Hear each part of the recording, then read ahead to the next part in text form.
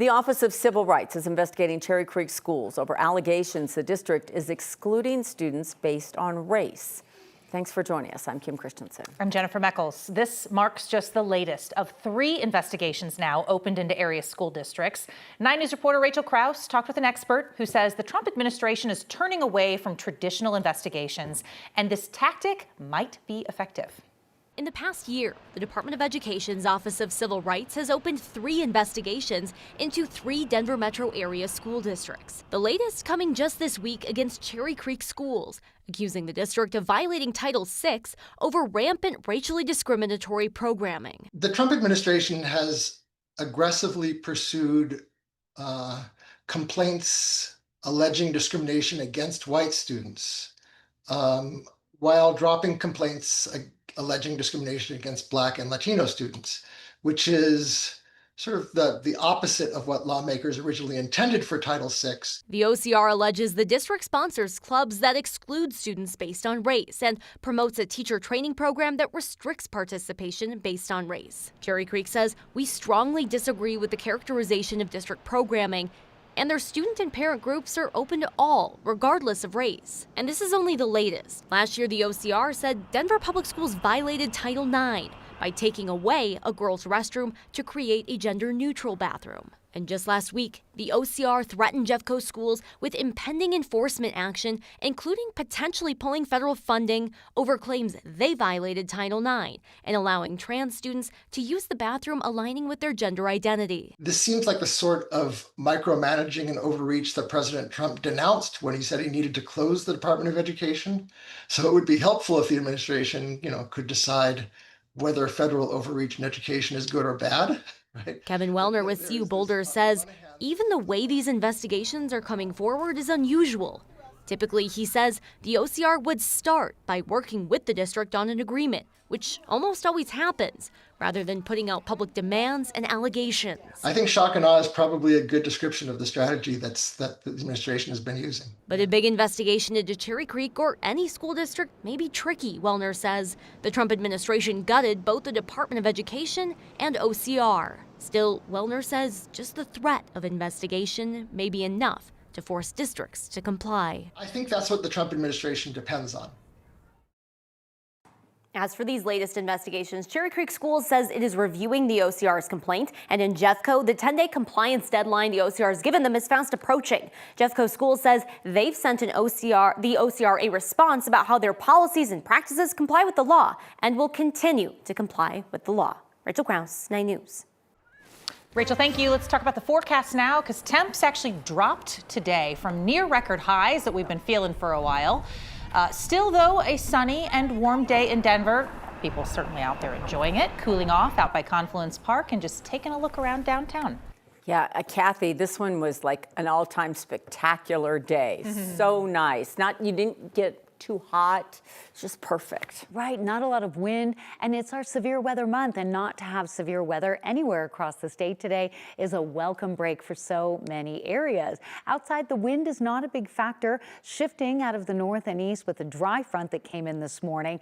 There's not the best air quality, though. We have an ozone action day. Ozone levels at ground level are pretty high, so we have an air quality alert out through tomorrow. Temperatures in the 70s today. Typically, we're in the 80s this time of year. It's still dry out there, and there's still areas of Colorado dealing with wind and warmth and red flag warnings that will continue tonight and tomorrow. That is mainly western Colorado and areas south of Denver.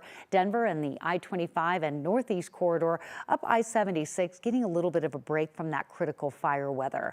We're mid-70s now. We'll drop into the mid-60s by about 10 o'clock tonight. And weather headlines include a front comes in today.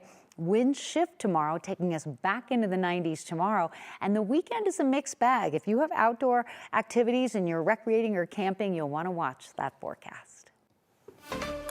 We are following some breaking news. US 50 is closed in both directions west of Gunnison due to a fire on the side of the road. Not much more was shared about this fire. There is no estimated time as to when the highway will reopen. We'll get you updates as soon as we learn them. So let's talk about some of the other fires that they're dealing with across the state. 3 at this point. First, there's the Bear Fire burning in a remote area of Los Animas County. Fire officials are getting ready to lift all of the evacuation orders for that one. People can return home at 6 o'clock tonight, so within the hour. Fire officials are asking the evacuees to stay prepared, though, to re-evacuation if need be. La Junta Fire Department says that one's burned about 125 acres. Next is the Spring Creek Fire. It's burning northeast of Aspen in Eagle County. Eagle County emergency leaders say it has burned about 20 acres with no containment. About 90 firefighters are working to get that one out. And finally, the Willow Fire. That one is actually out now. It was burning near Rifle. People can go back home after that fire forced the evacuation of 2 different apartment buildings. Colorado River Fire Rescue says that one started in a backyard, then spread into wildland right along Government Creek and ultimately destroyed an apartment building. It has now been fully contained at 10 acres. Despite the statewide drought emergency and ongoing fire danger, Aurora Fire Rescue is allowing the use and purchase of certain types of fireworks. Aurora Fire Rescue has temporarily lifted its Stage 1 fire restrictions, which normally ban the sale and use of fireworks. But there are still rules.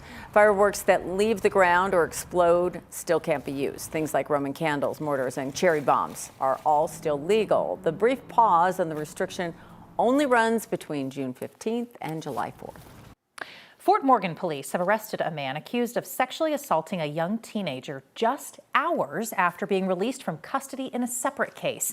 This happened Tuesday night. Police say the man approached a 13-year-old and lured that child into an alley, where he then picked them up, moved behind a dumpster, and sexually assaulted the child.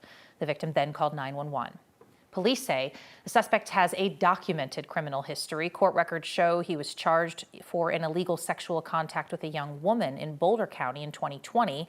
And Fort Morgan police say the case was dismissed after the suspect was found incompetent to stand trial.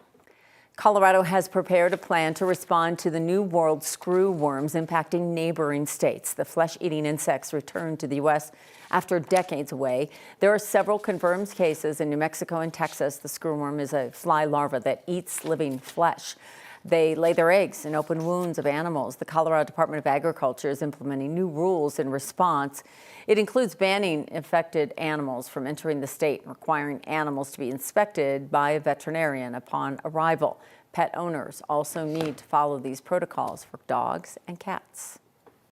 You know, I'm thankful they want me back, and we'll do everything we can to continue to keep winning.